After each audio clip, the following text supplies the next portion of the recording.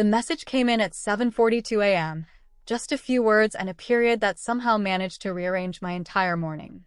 Your sister's wedding is the family's priority. It landed harder than I expected, like someone quietly locking a door from the other side. No argument, no explanation. Just final. I sat there staring at the screen, my coffee cooling in my hands, the silence in my apartment suddenly too loud. I reread it 3 times, hoping there was something I'd missed. A hint of warmth, a typo, maybe even an emoji to soften the blow. But no. My mother never used emojis. She used tone. And this one was ice cold. Funny thing about messages like that, they don't shout. They whisper. They settle under your skin and make you question everything you thought you'd made peace with. I didn't reply. I just watched the dots that never appeared and the seconds stretch out like hours. Some part of me wanted to scream. Another part just wanted to laugh because somehow I still believed she might surprise me, that maybe this time I'd matter. Instead, I just whispered to myself. Of course she did. My name's Keisha, and I learned early that love in my family came with conditions, small, quiet ones that nobody ever said out loud. Alicia was the golden child, the favorite, the one who could spill a drink on the rug and still get praised for helping with the cleanup. Me? I was the one who blended into the background, smiling at the right moments, clapping for her recitals, pretending it didn't sting when my name got left off the family newsletter. Favoritism doesn't explode overnight. It seeps in slowly until silence feels safer than confrontation. You start convincing yourself it's better not to make waves, better to be the dependable one, the calm one. I remember one Christmas photo, the year Alicia got her first car. Everyone was grinning, arms wrapped around her. When the picture got framed, my face was cropped out. Mom said it was just a bad angle. I told myself it didn't matter. The only person who ever really saw me was Grandma Ruth. She'd hold my hand and say, "Some people only clap for the loudest one in the room. You just keep building your peace, baby." And then there was Brianna, my cousin, my safe place. She never treated me like the afterthought. She'd send me playlists, check on me after family dinners, remind me I wasn't imagining things. Looking back, I realize I wasn't invisible. I was just inconvenient to their version of perfect. When Alicia announced her wedding date, she'd picked the same weekend as mine. At first, I thought it had to be a mistake. I called her, trying to keep my voice steady.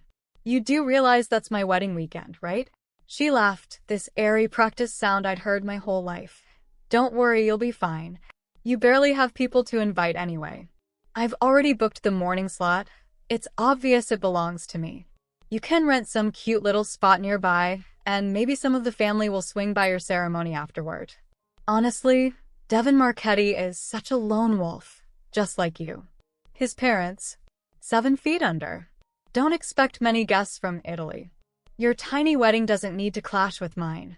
I sat there holding the phone, staring at the window, watching the sunlight stretch across my desk while her words settled in. She wasn't clueless. She knew exactly what she was doing, claiming the stage like always. When I didn't respond fast enough, she added, "Oh, come on, Keisha. We can both have our moment. My wedding will be the biggest family event ever. Yours probably will be coffee and pastries. There's enough love to go around." She actually said that word like she'd just quoted a Hallmark card. Everyone but me. I hung up before my voice betrayed me. The quiet after the call felt heavier than any argument we'd ever had. That night, my fiancé found me sitting at the kitchen table, scrolling through wedding details I suddenly didn't care about. "She did what?" he asked, disbelief soft but steady. I didn't cry. I just said, "She made sure I'd never be the priority, even on my own day." I finally decided to say something. Not another text, not another polite silence, an actual conversation. I called my parents the next evening. My mother answered, her voice clipped, as if she already knew why I was calling. "Mom, did you know Alicia planned her wedding for the same weekend as mine?" There was a pause, the kind that fills a room even over the phone. Then came her sigh, the one I'd known since childhood. "Alicia didn't mean any harm. Let's be adults about this." Adults. That word again. In her world, being an adult meant letting Alicia get her way. "Mom, she didn't just pick a random date. She chose mine. My father chimed in from somewhere nearby. Maybe it's just a misunderstanding, Keisha. Don't make it bigger than it is. That's when it hit me.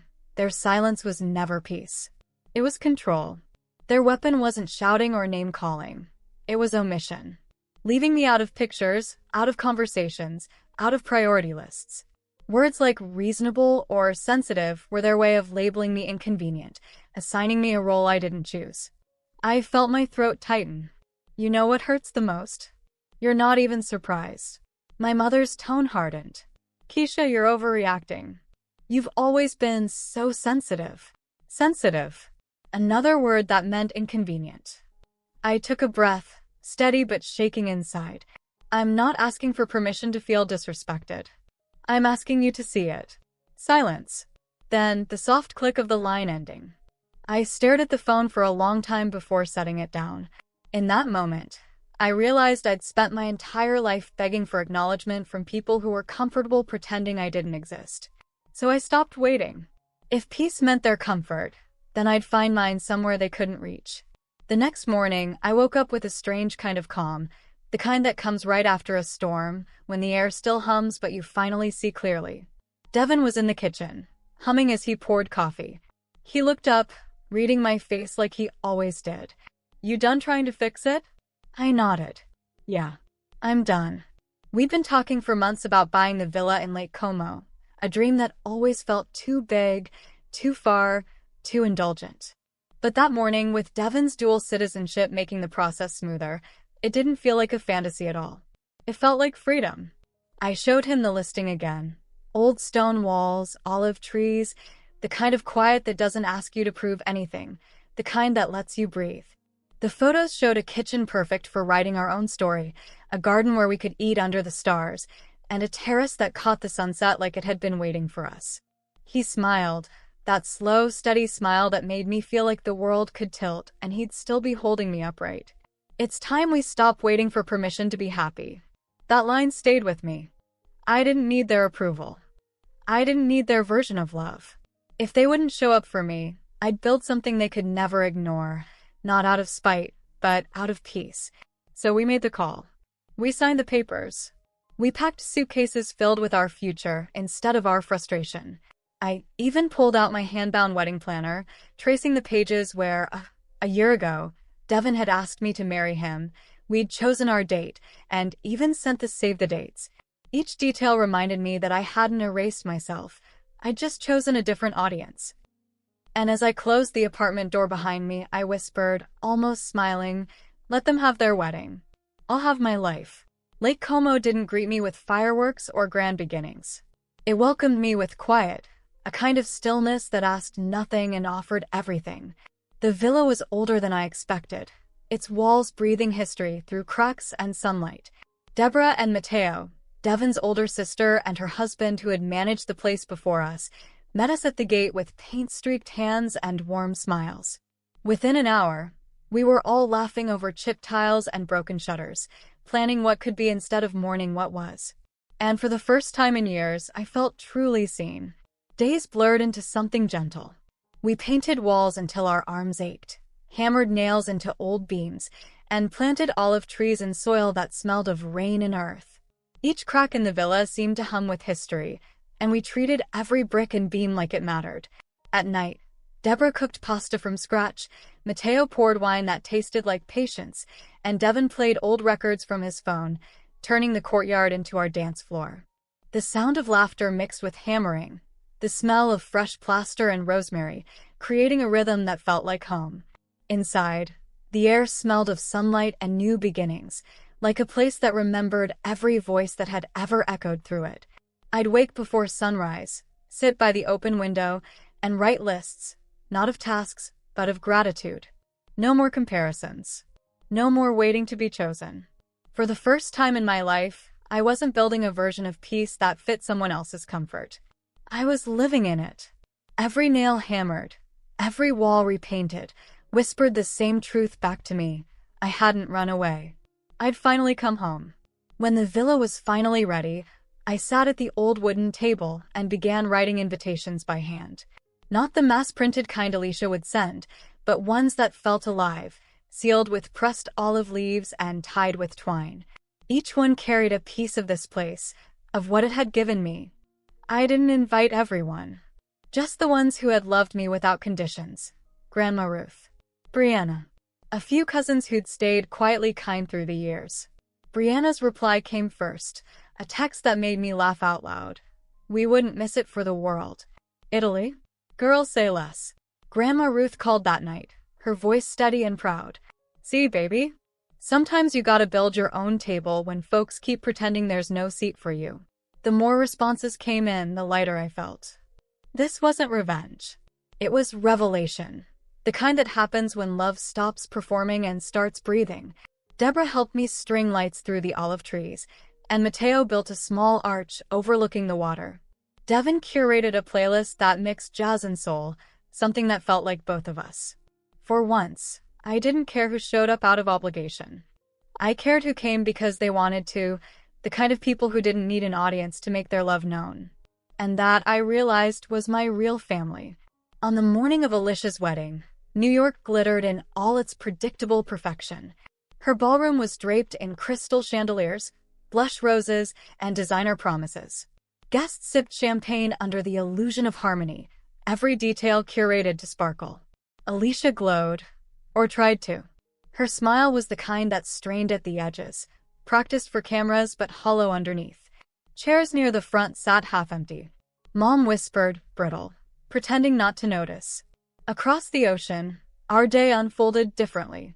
The Lake Como air carried music from the village below, soft and unhurried. Brianna steamed my dress in the sunlight that poured through open windows. Deborah placed small olive branches on each table, whispering something in Italian that made us laugh. Mateo helped Devin straighten his tie, his hand steady on his shoulder like a brother's. When Grandma Ruth arrived, she walked straight over, took my hands, and said, "You ready to walk into your peace, baby?" I nodded, eyes burning, heart steady. She didn't give me away. She walked beside me. As Grandma Ruth walked me down the aisle, I thought about every empty chair that had once represented absent birthdays, forgotten graduations, unattended silences mistaken for peace. But here, every seat was filled. Every gaze met mine, unflinching. The officiant, a local friend of Deborah and Mateo, spoke in melodic English. Love isn't measured by how many are invited, but by who shows up, and who shows up without being asked twice. The ceremony was simple. No choir, no spectacle. Just the sound of the lake brushing against the shore, and the quiet rhythm of people who'd chosen to be there. As Devin spoke his vows, the world felt still, like time was holding its breath for us. Later, while we danced under the olive trees, the sunset painted everything gold. Laughter echoed through the courtyard. Not loud, but real, the kind that sits in your bones and stays. Hours later, photos from our ceremony found their way into the family group chat. No caption. Just joy. The read receipts popped up one by one, then silence. A few private messages from cousins trickled in. Wish we'd been there. I didn't need an apology. The truth had already spoken. That night, under the lights we hung ourselves, I finally understood. I hadn't lost a family. I'd found the one that had always been quietly waiting for me to see it. The phone rang just as the last guests trickled back to their rooms. I recognized Mom's number immediately and let it ring a few times longer than necessary. Keisha, why didn't you tell me it was today? Her voice was tight, defensive, like she'd caught me in some secret she didn't understand. I passed the phone to Grandma Ruth. She didn't say a word at first, just listened. Then soft but firm, "She did, baby. You just didn't listen." A pause. Then Grandma continued, her voice steady and patient. "You spent years asking this girl to shrink herself for your comfort. Now she's standing tall, and you're calling it cruelty." I stayed silent, leaning against the doorframe, letting her words settle. They carried more weight than any argument I'd ever tried to have with my mother. I don't understand," Mom whispered. And I realized she genuinely couldn't see the pattern she'd allowed to grow over decades. Grandma Ruth sighed gently, like folding a letter with care. Some people only notice when the world finally moves without them. That's when they see what they didn't have the courage to hold before. I didn't say a word. I didn't have to. The truth had already done its work. For once, I wasn't begging for recognition, validation, or even apology. I was just here, fully present, fully chosen, in a life I had built myself. And somewhere in that quiet, I realized the most important people had shown up, not out of duty, but because love had nothing to prove. That night, after the last of the guests had gone, I set one final plate on the table, the one that had always been empty. I tied a small olive green ribbon around the chair and whispered softly to myself, "For the girl who once waited to be chosen, you made it." And in that quiet, I finally believed it. I had made it. I had arrived. And no one could take that away. Lake Como settled around us like a gentle sigh. Mornings were slow, filled with laughter over coffee and the soft clink of dishes. Afternoons spilled into evenings where the only schedule was joy, unhurried and uninterrupted. Devin and I wandered the olive groves, hand in hand, tracing the path we had carved for ourselves, a life built on choice, not permission. Did you enjoy the story? If so, hit like, comment your thoughts, and subscribe. Thanks for watching Revenge with Keisha. See you next time.